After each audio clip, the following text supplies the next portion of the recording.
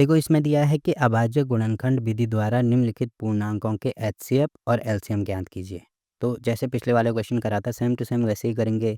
तो सबसे पहले हमें 12 के गुणनखंड निकालने पड़ेंगे। तो 12 के गुणनखंड सबसे पहले 2 का भाग जाएगा, यहाँ पे होगा 6, फिर दोबारा 2 का भाग जाएगा, यहाँ पे हो जाएगा 3, और फिर दोबारा 3 का भाग जाएगा, यहाँ पे हो जाएगा 1।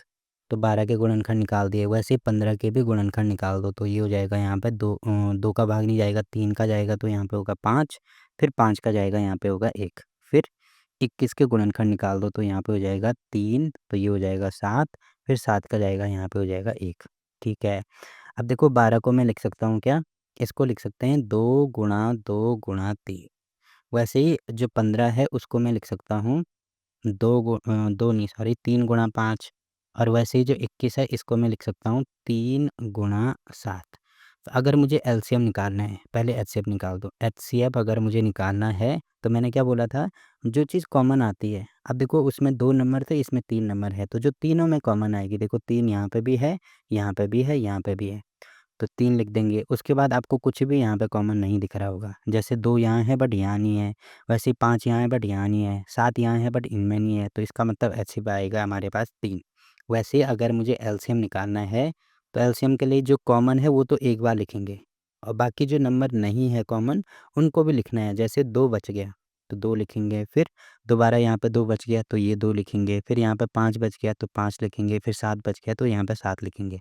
अब इनको गुणा कर दो तो 3 गुणा 2 ये हो जाएगा 6, 5 गुणा 2 ये हो जाएगा 10 गुणा 7, और 6 से तक कितना होगा, 7 छक्के ये हो जाएगा 42, और साथ में 0 है तो 420 इसका एलसीएम आ गया। ठीक है। तो एचसीएफ भी हमने निकाल दिया, एलसीएम भी हमने निकाल दिया। अब देखो एलसीएम निकालने का एक और तरीका है। आप कैसे कर सकते हैं, इन तीनों को साथ में भी लिख सकते हैं। जैसे मैंने लिख दिया 12, 15 और 21। अब सबसे पहले क्या करेंगे, इसमें 2 का भाग करेंगे। ठीक है। तो 2 का भाग देखो खाली इसी में जा रहा है, तो यहाँ पे हो जाएगा ये 6, इसमें नहीं जा रहा है तो ये चीज़ वही उतारेंगे, इसमें भी नहीं आ रहा है तो यहाँ पे 21 ही लिखेंगे। फिर दोबारा 2 का भाग जाएगा, तो इसमें जाएगा तो ये हो जाएगा 3, इसमें नहीं जा रहा है तो ये होगा 15, इसमें भी नहीं जा रहा है, ये होगा 21। ठीक है। उसके बाद 2 का भाग इनमें नहीं जा रहा है, अब 3 का भाग जाएगा तो यहाँ पे होगा 1, यहाँ पे देखो 15 है तो यहाँ पे हो जाएगा 5, यहाँ पे 21 है तो यहाँ पे हो जाएगा 7। अब दोबारा देखो 3 का भाग तो नहीं जाएगा इसमें, अब 5 का भाग जाएगा तो यहाँ पे देखो 1 है तो 1 ही आएगा, फिर 5 का इसमें जाएगा, यहाँ पे 1, इसमें नहीं जाएगा तो यहाँ पे 7, ऐसे ही उतारेंगे। उसके बाद लास्ट में देखो 7 का भाग जाएगा तो यहाँ पे 1, यहाँ पे 1, यहाँ पे 1। तो भाग हमें तब तक करते जाना है जब तक लास्ट में हमें 1-1 नहीं मिल जाता। अब देखो इनका एलसीएम हम निकालेंगे, ये वाला हो जाएगा, तो यहाँ पर लास्ट में ये चीज़ लिखेंगे, एलसीएम बराबर होगा 2 गुणा 2 गुणा 3 गुणा 5 गुणा 7। बस इनका गुणा कर दो तो कितना हो रहा है, ये 2 दूनी 4 गुणा 5 से ये हो जाएगा 15 गुणा 7। तो अब इनका गुणा करके देख लेना एक बार, तो गुणा करके हमारे पास 420 ही आएगा। ठीक। अब देखो जैसे दूसरा पार्ट आपको दिख रहा होगा जो 17, 23 और 29 है। तो ये तो अभाज्य संख्याएँ हैं, तो 17 को मैं क्या लिख सकता हूँ, इसको लिख सकता हूँ 1 गुणा 17। वैसे ही जो 23 है ये भी अभाज्य संख्या है, तो इसको मैं लिख सकता हूँ 1 गुणा 23। और जो 29 है ये भी एक अभाज्य संख्या है, तो इसको लिख सकता हूँ मैं 1 गुणा 29। तो अब अगर मुझे इनका एचसीएफ निकालना है तो जो तीनों में कॉमन है, देखो एक तीनों में कॉमन है तो एचसीएफ आएगा 1।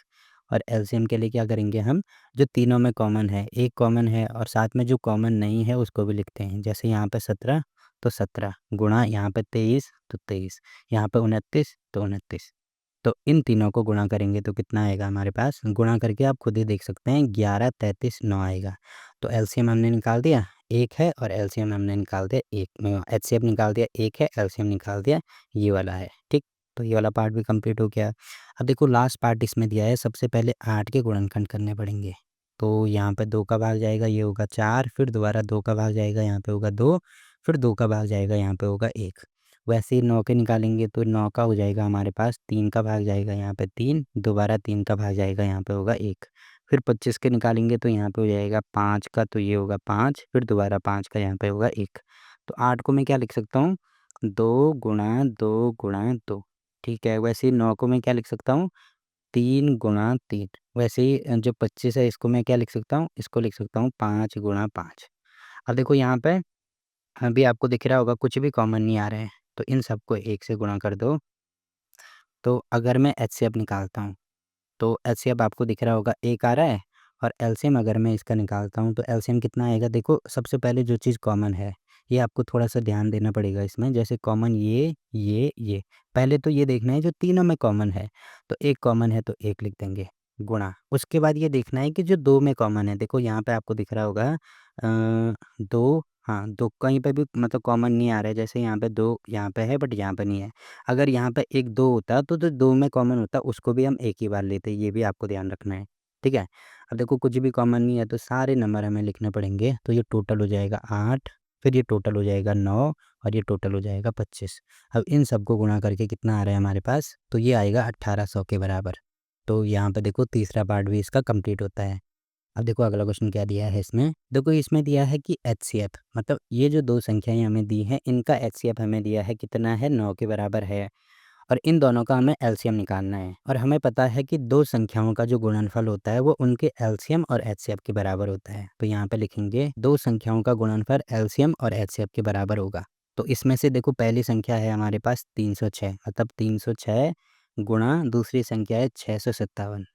इसकी वैल्यू हो जाएगी एलसीएम हमें निकालना है तो यहाँ पे हो जाएगा एलसीएम गुणा एचसीएफ हमें दिया है 9 है तो यहाँ पे हो जाएगा 9।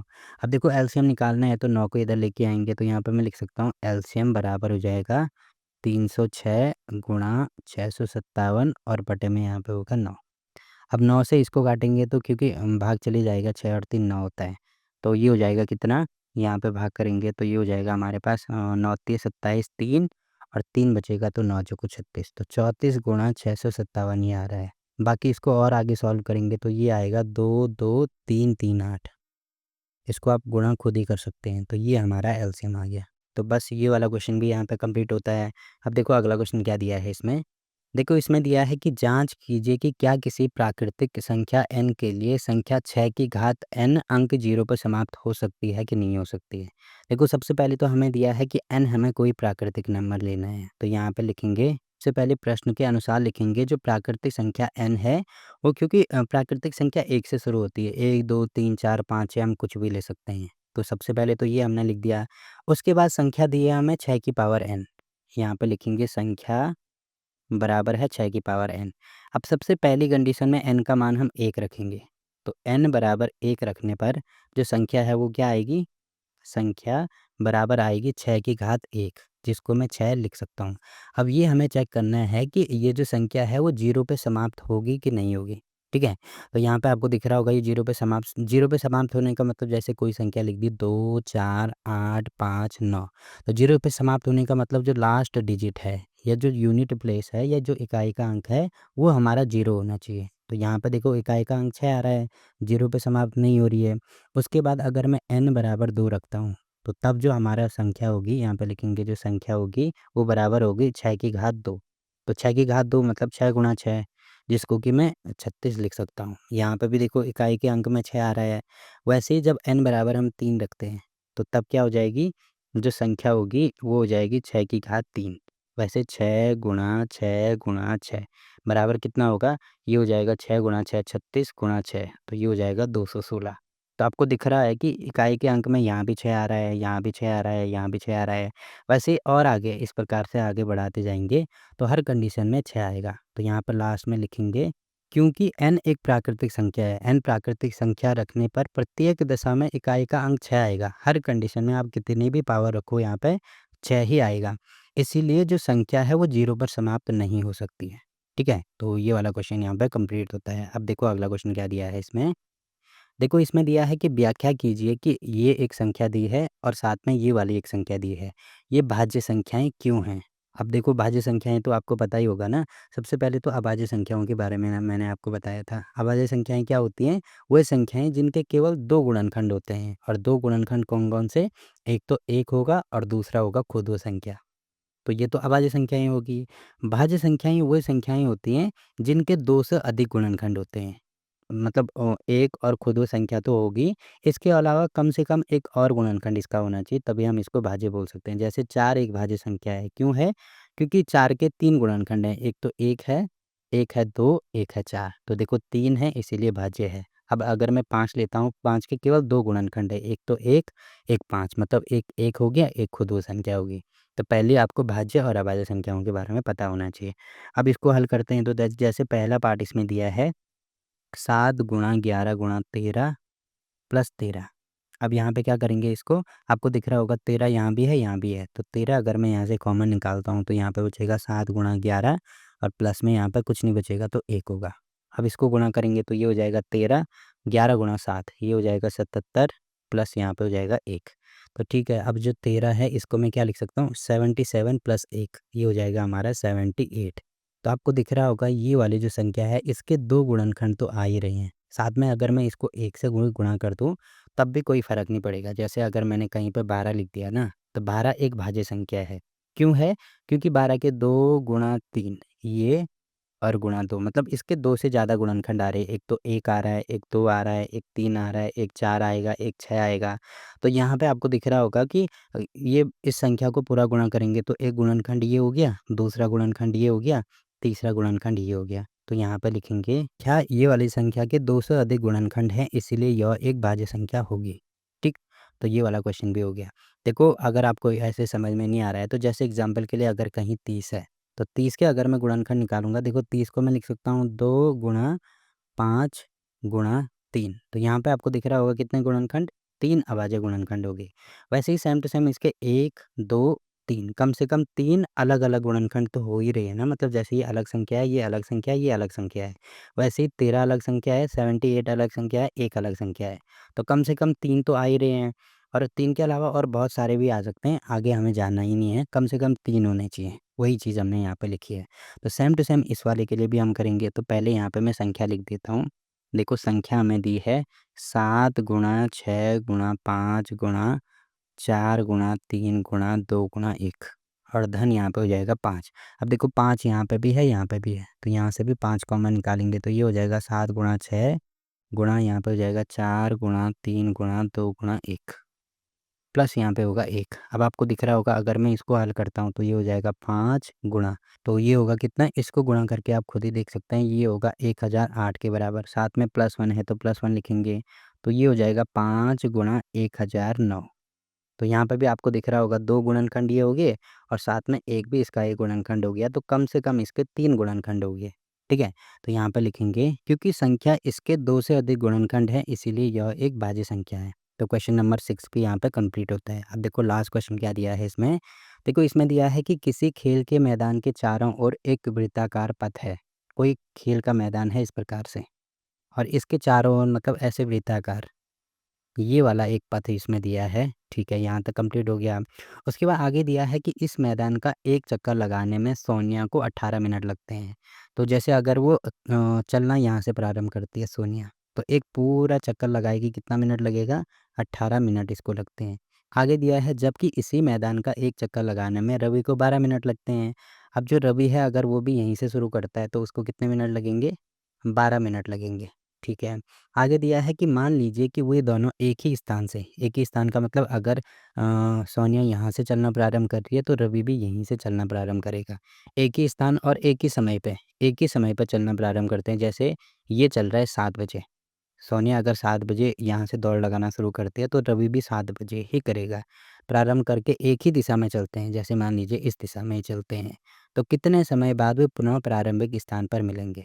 अब कितने समय बाद मिलेंगे? जैसे यहाँ से अगर वो चलना प्रारंभ कर रहे हैं तो मान लीजिए उस टाइम पे मतलब 0 से शुरू कर रहे हैं क्योंकि यहाँ पे 0 होगा ना। उसके बाद कितने मिनट बाद मिलेंगे ये? मतलब ये टोटल यहाँ पे जैसे सबसे पहले सोनिया है, सोनिया 18 मिनट लगा रही है।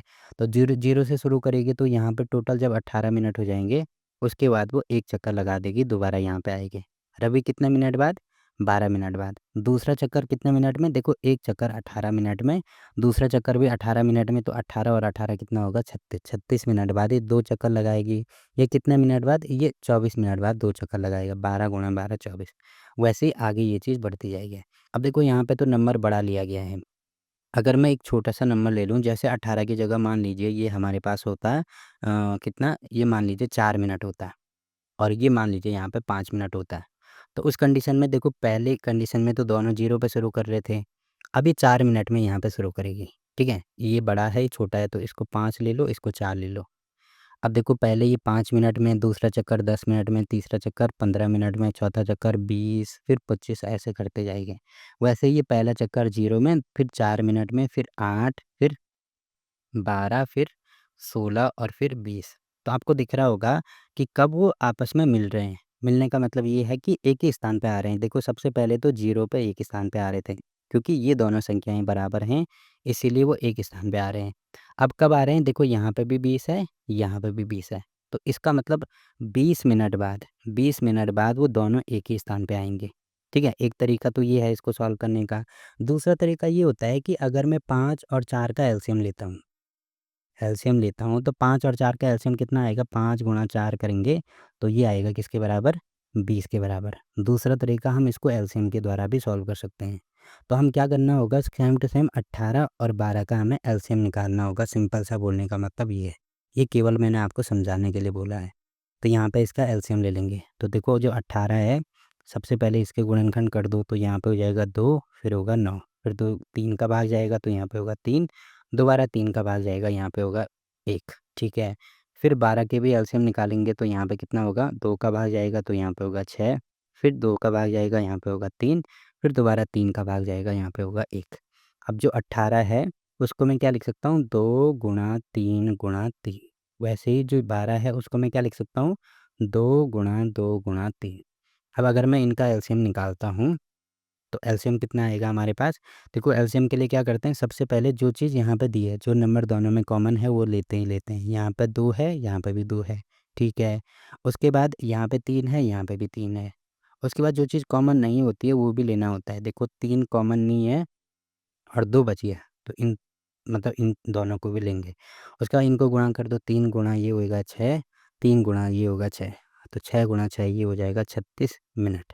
तो लास्ट में ये चीज़ लिखनी भी होगी कि 36 मिनट के बाद वो पुनः आपस में मिलेंगे। तो देखो ये वाला क्वेश्चन भी यहाँ पे कंप्लीट होता है। आपको लिखना कैसे है, आप स्टार्टिंग में ये भी लिख सकते हैं। देखो सबसे पहले आप स्टार्टिंग में ये लिखेंगे कि एक चक्कर लगाने में सोनिया द्वारा लिया गया समय 18 मिनट है और एक चक्कर लगाने में रवि द्वारा लिया गया समय 12 मिनट है। उसके बाद यहाँ पे इस प्रकार से लिख देना आप पूरा, तो हमारा आंसर निकल आएगा। तो यहाँ पे प्रश्नावली 1.1 कंप्लीट होती है। अब देखो इस प्रश्नावली के किसी भी क्वेश्चन में अगर आपको फिर भी कोई डाउट रहता है तो आप कमेंट करके पूछ सकते हैं, ठीक है। तो फिलहाल के लिए इस वीडियो में इतना ही। वीडियो अच्छा लगा तो वीडियो को लाइक कीजिए, शेयर कीजिए अपने दोस्तों के साथ और चैनल को सब्सक्राइब करना ना भूलें। तो मिलते हैं आपसे एक और नई वीडियो में, तब तक के लिए बाय बाय।